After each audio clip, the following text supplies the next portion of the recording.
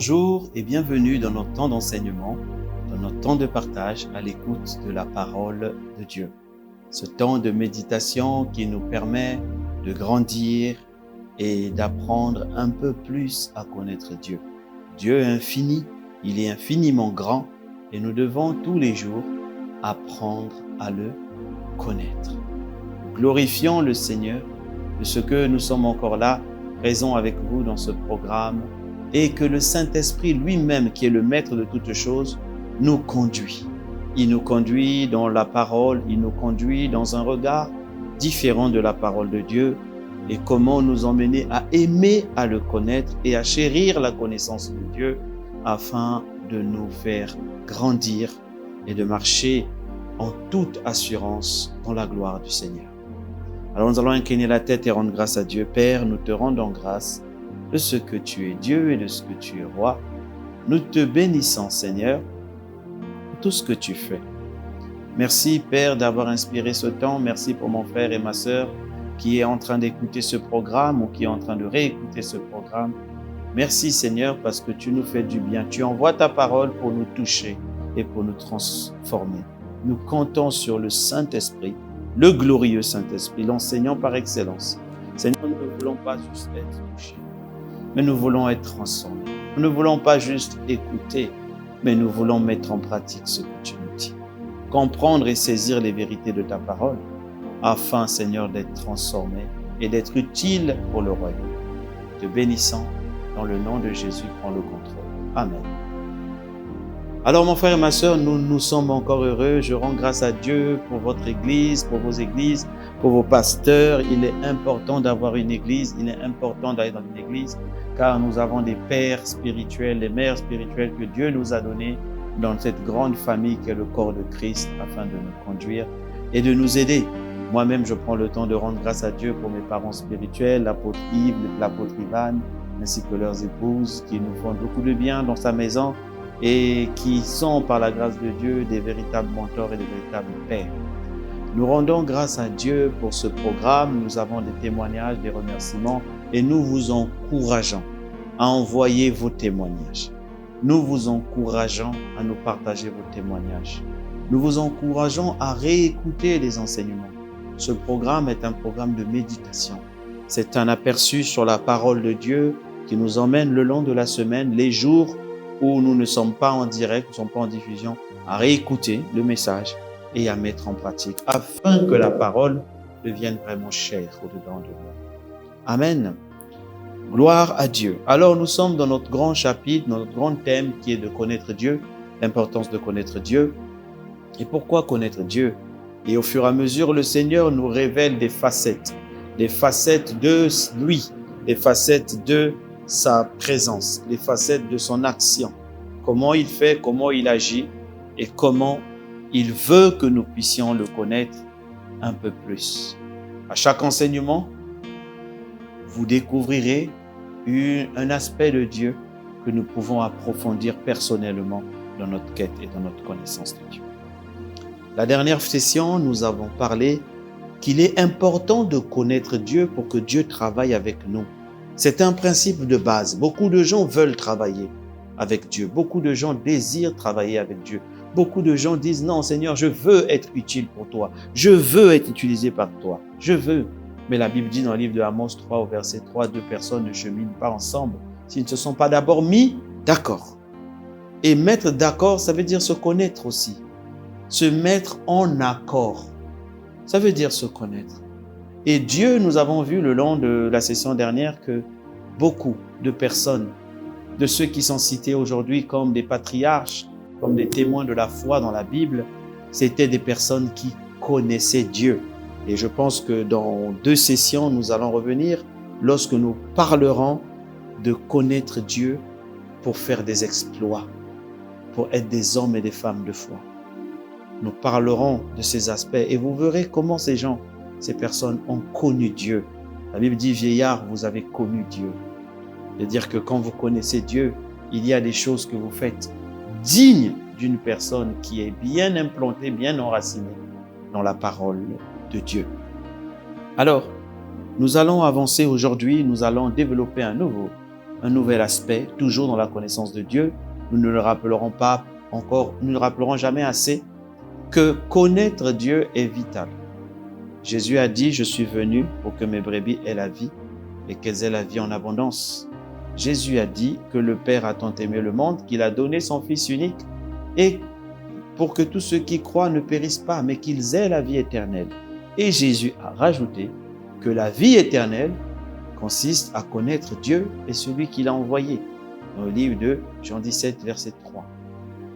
Alors nous comprenons que notre vie éternelle, notre domination en Christ, tout ce qui est en Christ, commence à naître et à grandir par la connaissance de Dieu.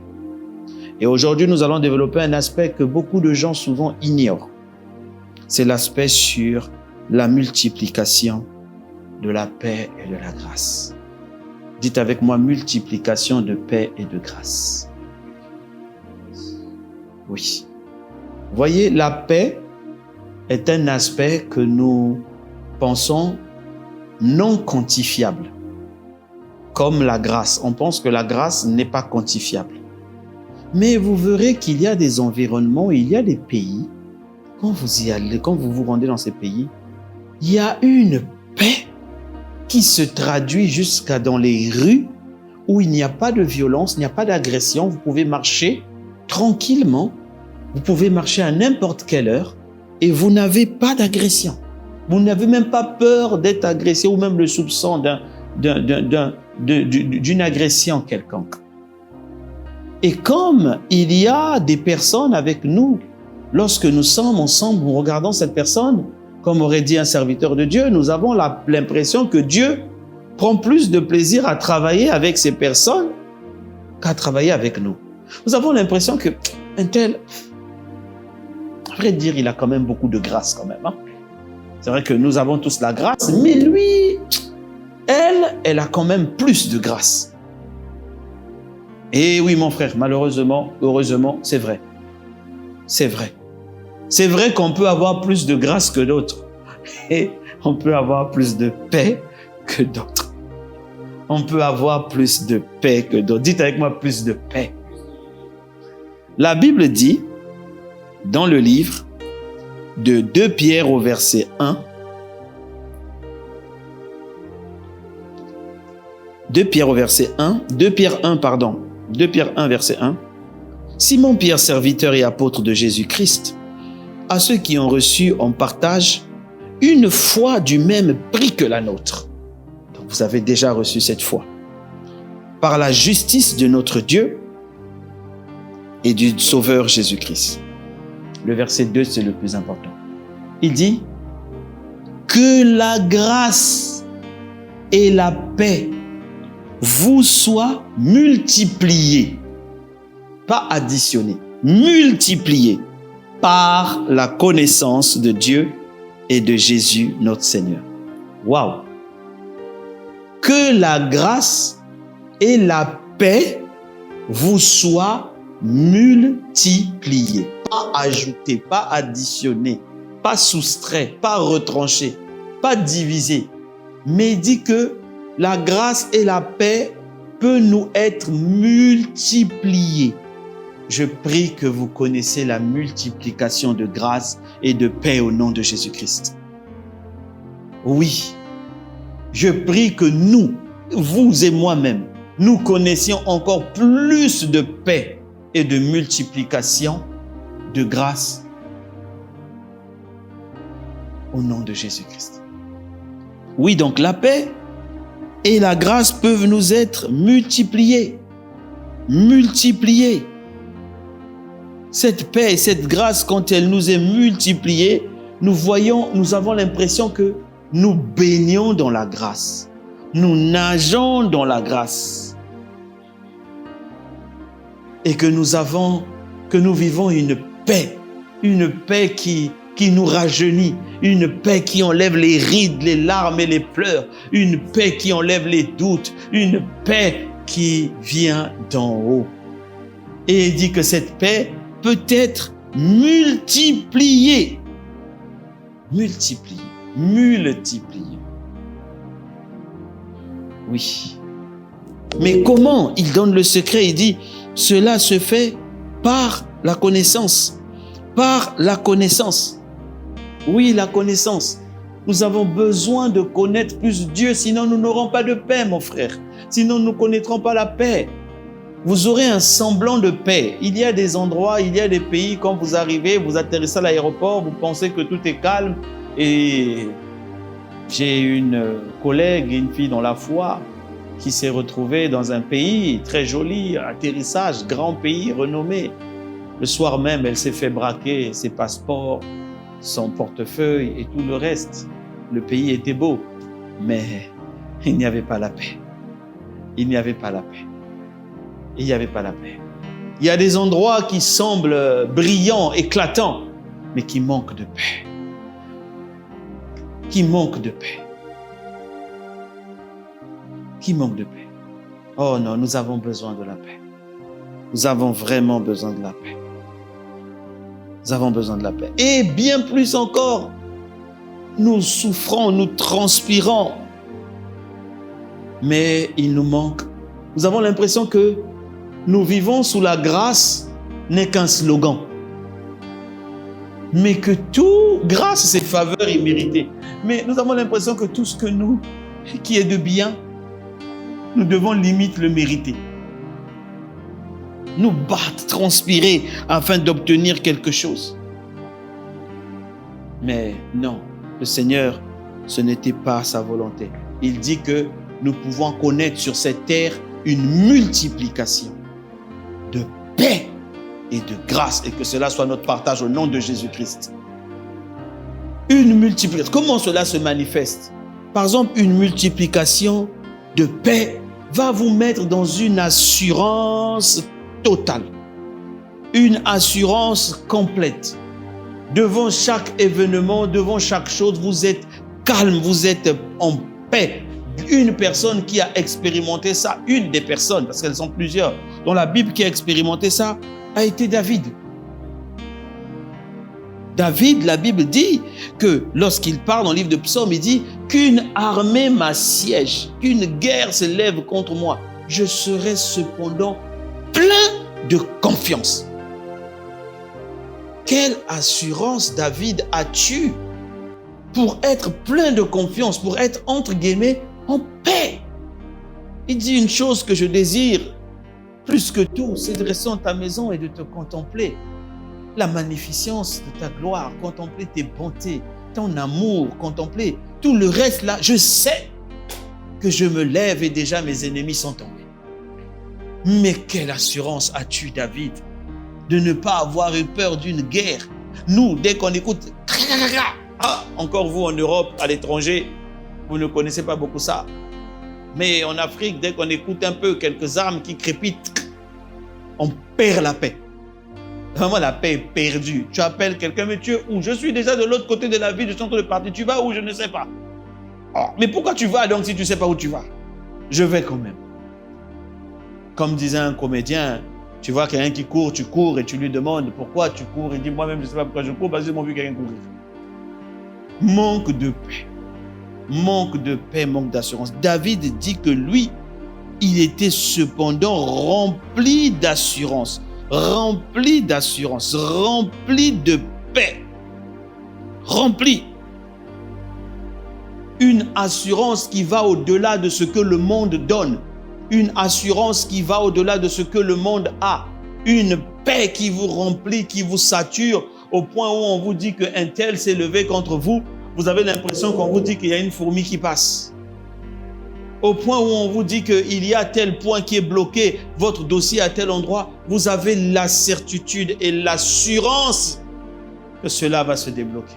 Mais la Bible dit, cela passe par la connaissance de Dieu et de Jésus-Christ. Plus tu connais Dieu, plus la connaissance va te procurer une paix et une certitude. Devant les situations, on dira, mais il est différent. Elle est différente. On fait ça, on fait ça. C'est comme si ça ne lui fait rien. Il est calme. Que cela soit votre partage au nom de Jésus-Christ. C'est le résultat de la paix. Et là, tu pratiques le Ésaïe 30 au verset 15. Tu le pratiques totalement. Totalement. c'est dans le repos. C'est dans la tranquillité. Et le repos que sera votre salut. Je suis tranquille. Déclare avec moi, je suis tranquille. Déclare avec moi, je suis en paix. Il dit, c'est dans le calme et la confiance en votre Dieu que sera votre force. Quelqu'un qui a confiance en Dieu, c'est quelqu'un qui a foi en Dieu. Nous reviendrons dessus. Il sait que je sais que Dieu agira. Alors, je ne veux pas m'essouffler, je ne veux pas m'inquiéter. Nous l'avons vu dans les sessions passées. Je ne m'inquiéterai de rien. De rien. De rien. Les gens qui l'ont connu, ils ont multiplié la paix. Paul a dit, quelqu'un comme Paul, il a connu beaucoup de hauts et de bas, mais son cœur au-dedans de lui le mettait dans une assurance, une hauteur en face de choses. Vous savez, la multiplication de paix et la multiplication de grâce ne veut pas dire l'absence de combat. Non, les combats arriveront. La Bible a dit, s'ils ont fait ça à Jésus, nous le ferons aussi. Les jaloux sont là, ils sont là. Bref. Donc, ils se lèveront toujours. Le diable va faire des choses, mais on reste tranquille. Mais Paul, il dit quoi? Dans Philippiens 3:8, il dit, de même, Paul qui avait eu les diplômes des Juifs, des ceux-ci, né le 6e jour, tout ce qui donnait de la valeur dans le monde, il a dit, de même, je regarde toutes ces choses comme une perte, à cause de l'excellence de la connaissance de Jésus-Christ, mon Seigneur, par lequel j'ai renoncé à tout. Et je les regarde comme de la boue afin de gagner Christ. Il dit, la connaissance de l'excellence de Christ l'a mis à un niveau où il était conscient que tout ce que le monde donnait devenait bas, trop bas, trop bas. Lui dit, à cause de l'excellence, la connaissance de Christ, il se voit porté au-dessus. Porté au-dessus. D'autres personnes qui ont connu cette multiplication en connaissant Dieu, quelqu'un comme Job. Job sait que malgré les tensions, il a traversé des moments difficiles. Dans Job 19, verset 24, il dit, je voudrais qu'avec un burin de fer et du plomb, elles fussent pour toujours gravées dans mon roc, dans le roc. Mais je sais que mon Rédempteur est vivant et qu'il se lèvera le dernier sur cette terre. Il dit, quand même ma peau sera détruite, il se lèvera. Quand je n'aurai plus de chair, je le ferai. Dieu se lèvera pour ta situation au nom de Jésus. Quand tu connais ce Dieu qui n'abandonne pas, il a dit, je ne t'abandonnerai pas, je ne te délaisserai point.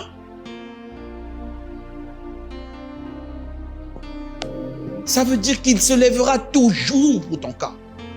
Quand tu le connais, mais ça t'assure une paix. Tu n'as pas à pleurer ou à paniquer devant cette situation. Tu restes calme.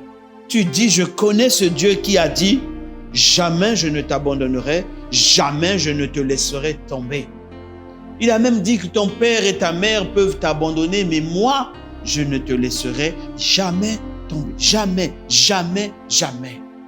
Et cette connaissance de Dieu, quand tu lis la Bible, je t'invite à chercher comment Dieu a fait avec les autres. Tu verras qu'il n'en a jamais abandonné un. Il n'a jamais abandonné.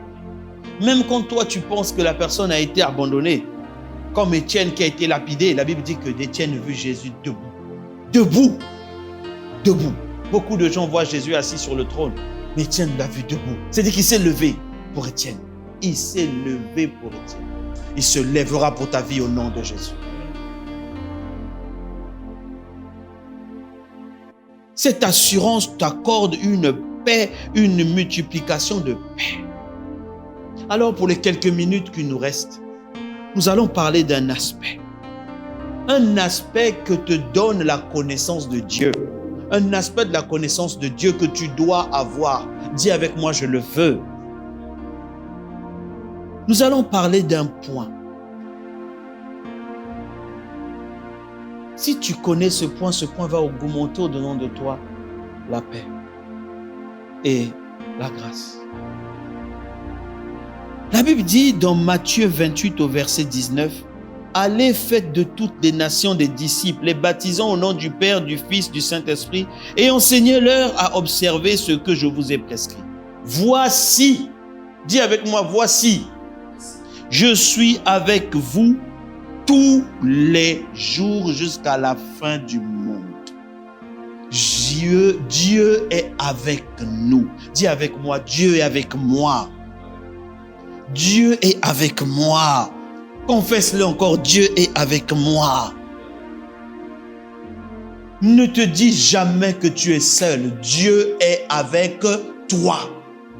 Jésus a dit, je suis avec vous tous les jours. Tous les jours. Ça veut dire que même quand tu penses qu'il n'est pas là, la connaissance de Dieu doit t'emmener à savoir qu'il veille sur ses paroles pour l'accomplir. Dieu est avec moi. Dans la barque, au milieu des tourbillons, au milieu des grandes vagues, Dieu est avec moi. Paul voyait comment le bateau était agité. Dieu lui dit, il a envoyé un ange lui parler pour dire, je suis avec toi. Je viens te dire maintenant que Dieu est avec toi. Il a dit qu'il est avec toi. Mais qu'est-ce que cela veut dire? Acte 18, verset 9. Paul devait aller, Paul était menacé, on voulait le secouer. Mon frère, ma soeur, quand le Seigneur me donne de préparer ses enseignements, il me parle à moi-même, il me donne, il augmente mon assurance. Que cela soit ton partage. Paul était malmené par des coups, par des pièges, par ceci. Paul, acte 18, verset 9 dit, le Seigneur dit à Paul en vision pendant la nuit, ne crains point, mais parle, ne te tais point. Verset 10, car je suis avec toi et personne ne mettra la main sur toi pour te faire de mal. Parle, car j'ai un peuple nombreux dans cette ville. Car il dit seulement, je suis avec toi. Moïse s'est levé, Moïse est venu devant Pharaon, il a envoyé des plaies, Dieu a envoyé des plaies contre l'Égypte, l'Égypte souffrait. Mais qu'est-ce qui manquait à Pharaon de dire tuez-le? Moïse est venu, il n'avait que Aaron à côté de lui.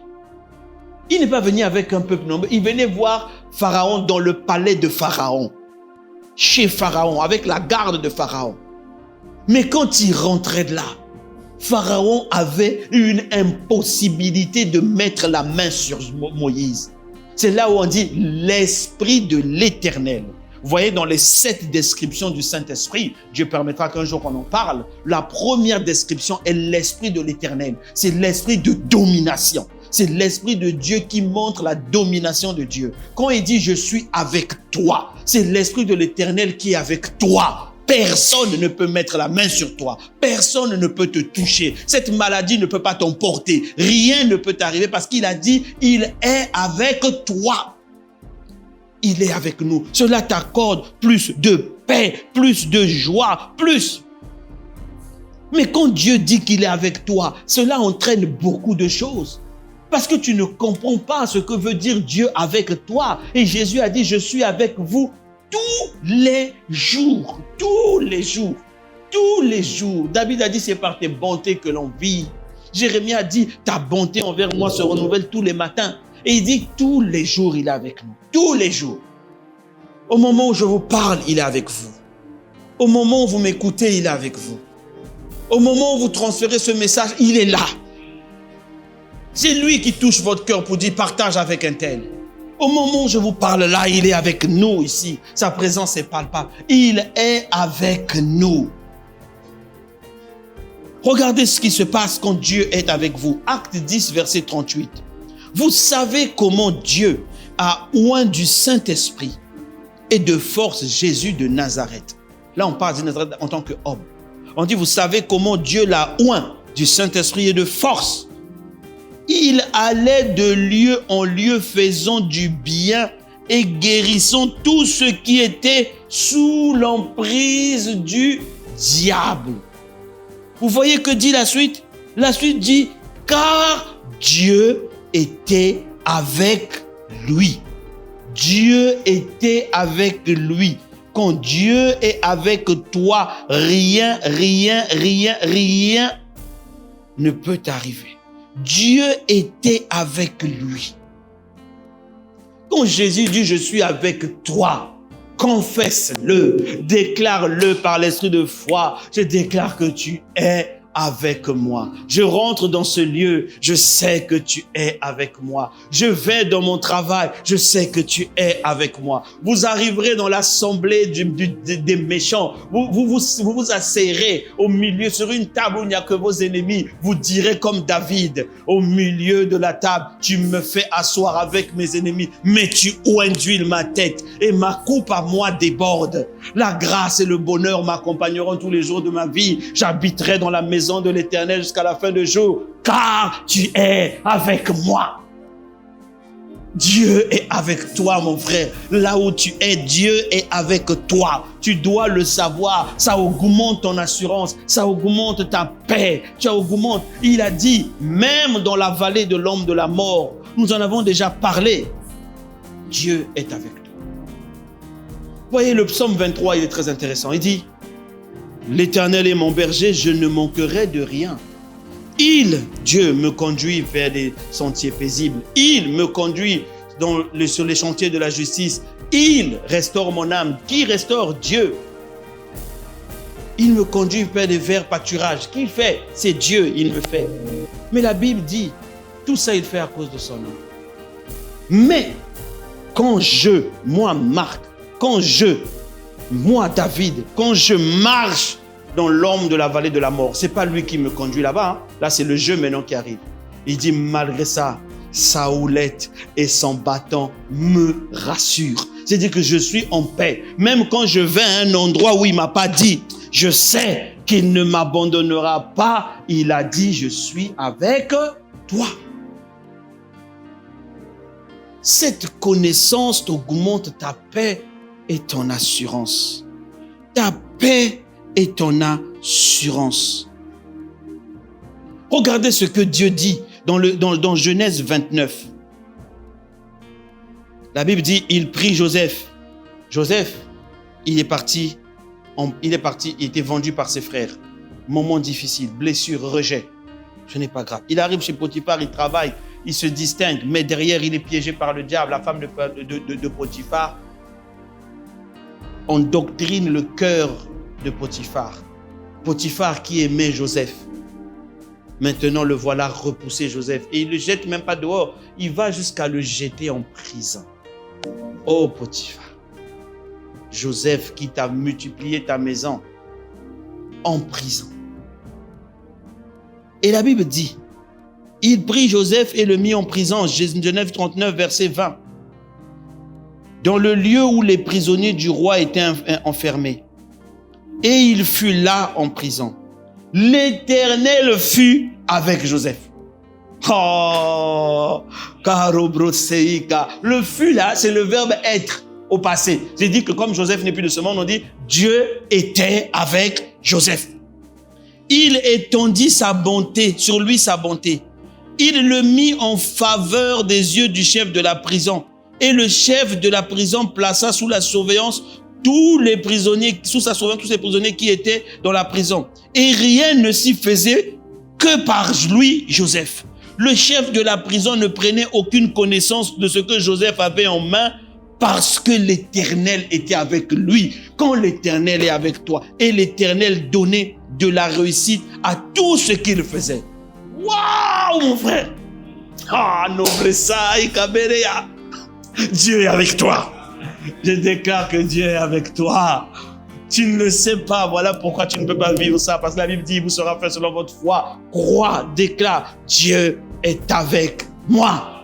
Il a dit que lorsqu'il est seulement avec toi, il va étendre sa bonté. Les choses que tu fais vont réussir. Il va te mettre en faveur des chefs, en faveur des plus grands. Les grands verront sur toi la faveur. Ils diront, ah non, le petit là, la petite là, je veux elle à côté de moi. Je veux lui à côté de moi. Ça fera encore plus des ennemis. Eh bien, on s'en fout. Car Dieu était avec lui. Dieu est avec toi. N'aie pas peur, n'aie crainte de rien. Dieu est avec toi. Cette connaissance du Dieu qui n'abandonne pas, qui ne laisse pas, le Dieu qui ne dit pas aujourd'hui, non, tu m'as déçu, je te laisse. Le Dieu qui ne fait pas comme Potiphar. Potiphar, il a été déçu par Joseph, en plus sur un mensonge, il a livré Joseph. Mais Dieu ne fait jamais ça. Il n'est pas un homme, il est Dieu. Il est Dieu. Il ne se répand pas de ses dons ni de son appel. Il est Dieu. Il est avec toi et il sera avec toi, mon frère, ma soeur, où tu te trouves. Peu importe le pays, il te dit, je suis avec toi. Je suis avec toi. Tendre Père, merci parce que tu es avec nous. Ouvre les yeux de notre cœur, que nous soyons conscients que tu es avec nous. Tu es avec nous. Tu n'es pas un homme pour mentir, ni un fils d'homme pour te repentir. Oh, les derniers mots que tu as dit je suis, pas je serai, je suis avec vous tous les jours. Je suis avec vous, le grand je suis. Il a dit, il est avec nous. Je suis Emmanuel avec nous. Dieu avec nous. Jésus est avec nous tous les jours. Tous les jours. Tous les jours, nous le confessons, nous le reconnaissons et nous acceptons cette paix et cette assurance que cela nous donne de savoir que Dieu est avec nous. Agis, papa. Illumine les yeux du cœur de quelqu'un qui doutait, qui se demandait mais comment je vais faire, qui était perturbé par une situation. Dis-lui, je suis avec toi. Je suis avec toi. Je suis avec toi. Il a dit dans la parole, ne promène pas des regards inquiets. Ne promène pas des regards inquiets. Ne doute pas. Je suis avec toi. Tu es avec moi, Seigneur. Je le sais et je le déclare de ma bouche. Je le crois et je le vois de mes yeux. Tu es avec moi. Au nom puissant de Jésus, nous avons prié. Amen. Mon frère, ma soeur, que Dieu vous bénisse, que le Seigneur soit avec vous, qu'il partagez ce message, que quelqu'un soit rassuré que Dieu est avec lui, ou Dieu est avec elle, qu'une personne sache qu'elle n'est pas seule. Dans cet hôpital, dans cette maison de retraite, dans cette maison, peu importe, Dieu est avec toi. Confesse-le. Regarde comment dans la Bible, il n'a jamais abandonné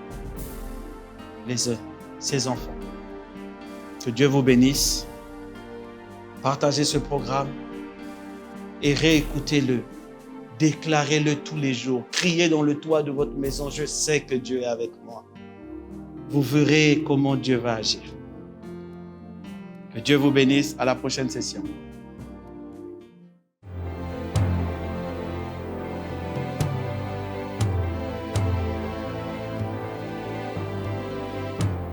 Ô Seigneur Dieu, je crois en ton Fils Jésus-Christ. Je crois qu'il est mort pour moi et que Dieu l'a ressuscité d'entre les morts. Je confesse de ma bouche que Jésus-Christ est le Seigneur de ma vie. Dès maintenant et pour toujours. Je donne ma vie à Jésus-Christ dès aujourd'hui et j'ouvre mon cœur par la foi et reçois le salut.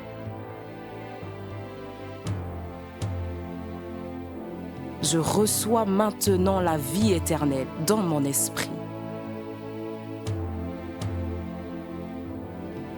Merci Seigneur d'écouter ma prière. Mes péchés ont été lavés par le sang de Jésus.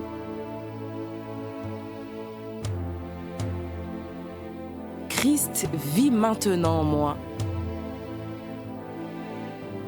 Et je suis libre. Je suis sauvé. Je suis né de nouveau. Et dès aujourd'hui, je marche en ayant conscience de ma nouvelle vie en Jésus-Christ. Amen.